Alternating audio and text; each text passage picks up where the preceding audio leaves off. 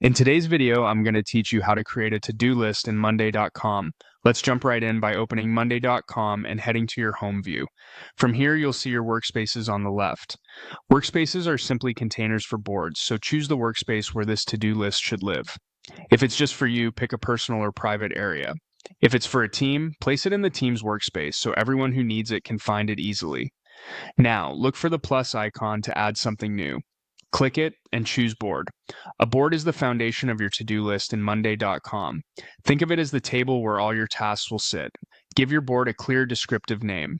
Short and specific works best, like Team To Do or This Week's Tasks.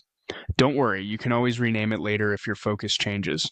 Next, set the board's privacy. Choose the visibility that matches your needs. Keep it open to your account if many people need to see it, or make it private and invite only the people who should have access. A quick note here. Picking the right privacy up front helps avoid confusion and permission fixes later. You'll be asked what you're managing in this board. Select the option that best fits your goal, then choose tasks. This gives you a straightforward structure tailored for to-dos, so you don't have to build everything from scratch. Click. Create Board and Monday.com will spin up your to-do board with a simple starter layout. You'll see groups and columns ready to go. To add your first item, click New Task and type the task name. Keep titles action-oriented and clear. Think draft report outline rather than just report. If you're adding several tasks, you can enter one, press enter, and keep going to build your list quickly.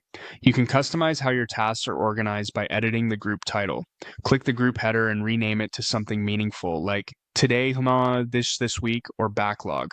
Clear group names make it obvious what needs attention now versus later. If you need more categories, click Add New Group to create additional sections.